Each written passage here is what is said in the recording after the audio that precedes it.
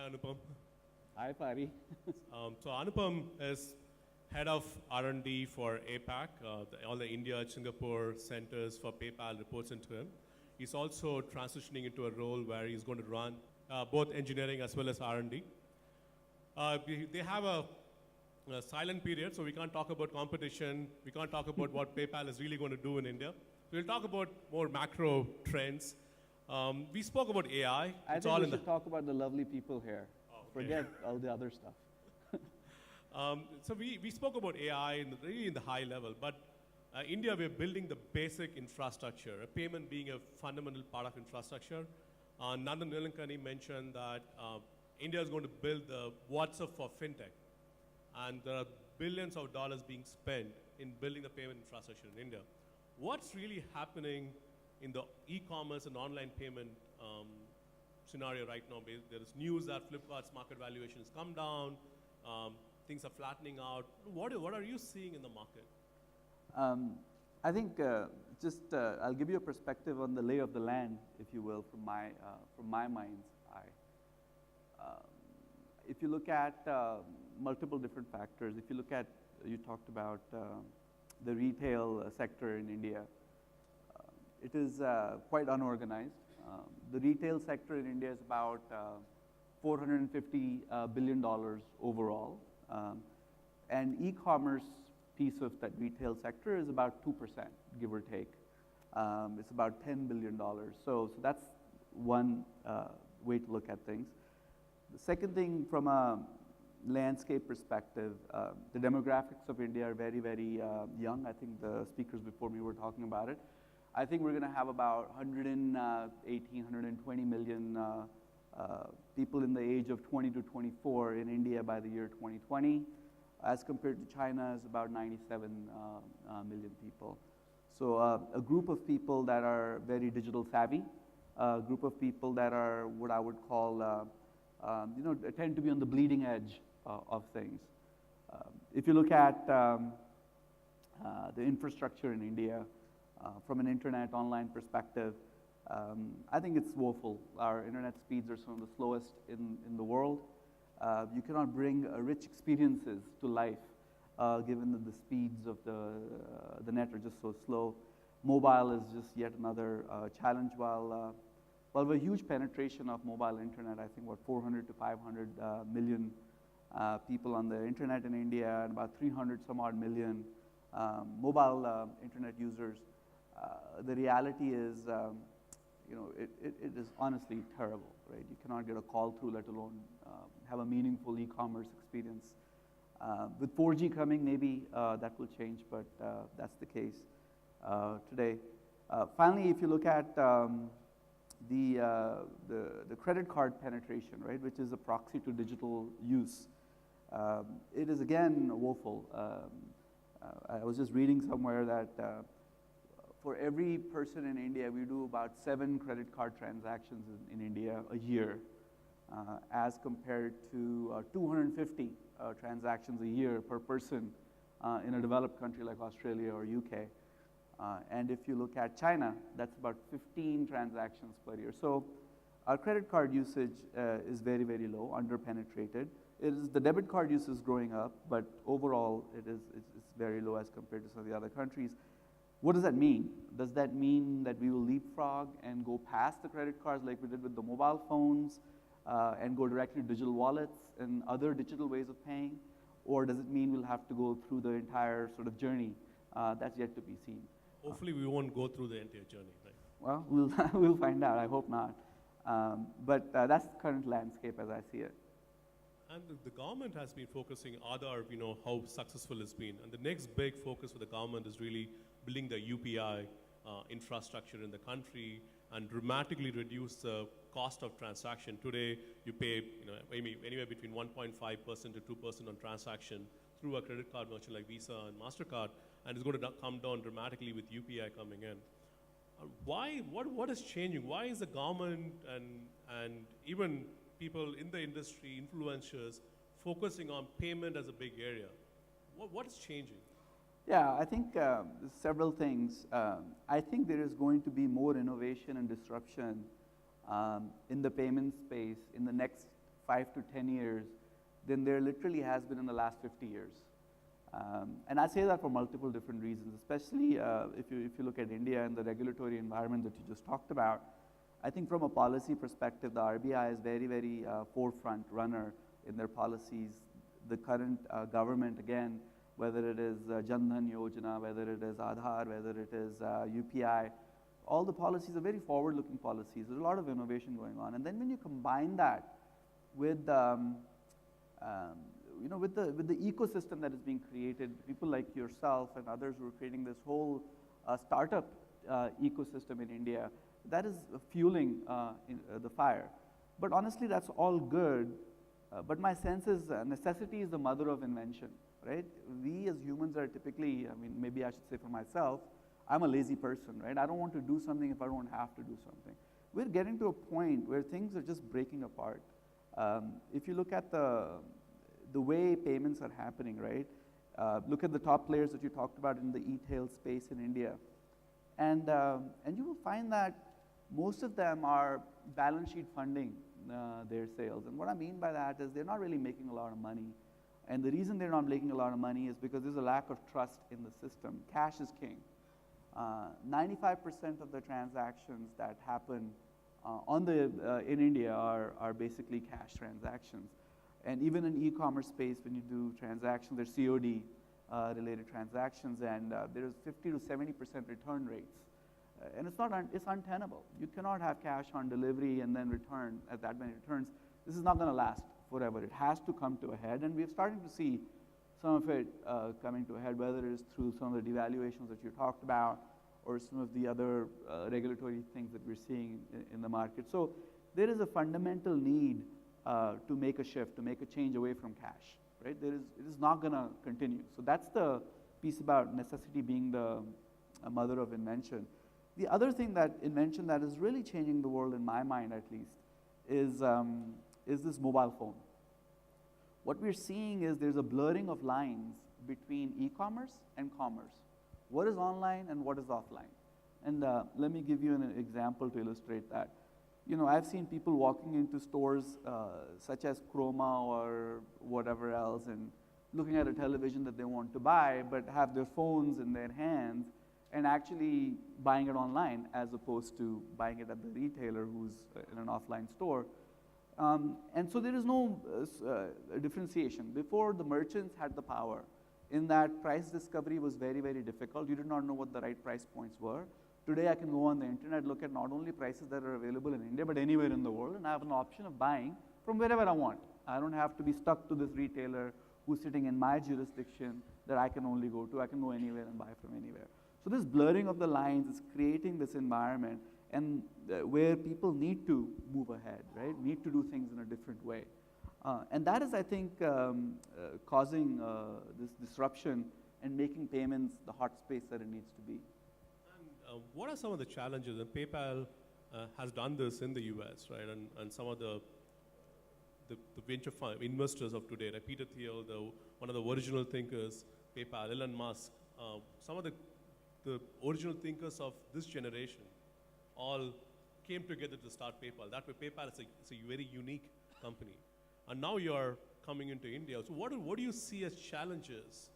And what are some of the learnings from the founding fathers of PayPal, which you're going to implement in getting that grow your business here? Well, let me just talk about at a broader scale again, challenges that exist to go to a digital sort of environment, payments environment. I think I alluded to it a little bit. Cash is king. Well, whatever those, whether there's social reasons, whether there is parallel economy going on, whether there is a lack of trust in the government and tax rates in India, whatever the reasons is, cash is currently the king. And that causes a lot of challenges, right? That is the number one issue in my mind that people have to overcome. It's not the competition in the payment space with other digital players. People talk about change in behavior, or is it because of the tax reasons? I think there is a lack of trust in the merchant. I mean, I remember a time growing up in India when it was no returns, no refunds, no exchanges. That's the environment we've grown up in India with, right? Buyer beware. You buy it once, now you own it. right? If it's bad, if it's not good, whatever it is yours to deal with. Now, when you go around away from that and you're not actually walking into a store and actually physically seeing a piece of good, but you're doing it online, you don't know if that thing is actually going to be what it's advertised to be. So there's a lack of trust. And therefore, cash becomes much more important, right? So I don't have to pay. You deliver it to my house. I'll take a look. If I like it, I'll keep it. If I don't like it, I will return it. And cultural. It's how we've grown up from that perspective, right? And then obviously people have a lot of cash in India for multiple different reasons. We just talked about it. So from what are the challenges perspective in India, in my mind, cash is the number one challenge for any payments company, whether it be ours or anybody else. Any questions from the audience? Right side pouch ಅಲ್ಲಿ there is one socks. One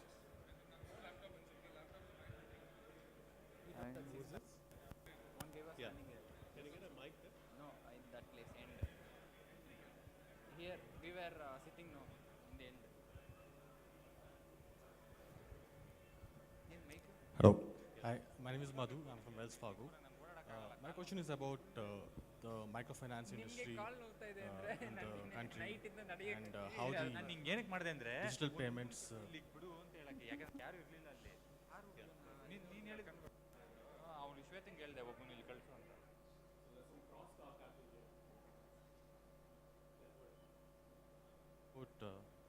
The microfinance industry in the country, wherein the loan ticket size is very small and the repayment happens at a very short, sometimes on daily or a weekly basis. So how is the digital payment going to change this, and what's the future going to be like? Because this goes into the very rural part of the country, deep inside, and how are we leveraging technology and what's going to happen? Very small amount of money. So digital payments going to have a change in that, rapidly grow it, or you mentioned about trust is a big issue, but microfinance as an area is built on trust. Correct. Between peer groups. Right. How will that play out?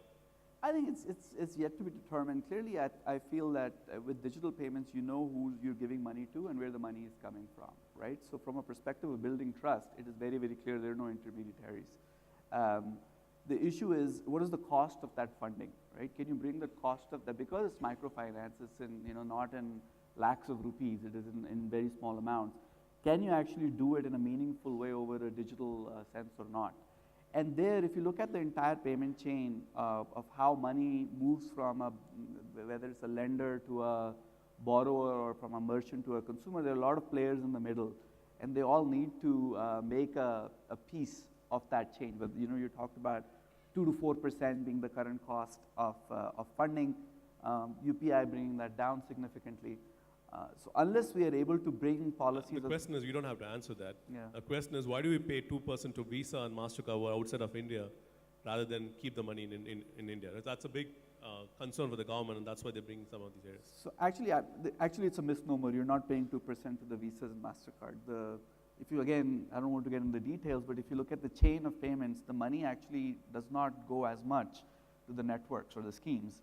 They actually go to the issuing bank and the acquiring bank, right? Which is a local bank in India, which is ICICI, HDFC, or so on and so forth. So we're not spending a lot of money. Visa and MasterCard has to work on the branding and. Yeah, I mean, at least that's the way it works. I don't know if I answer your question. Any other question?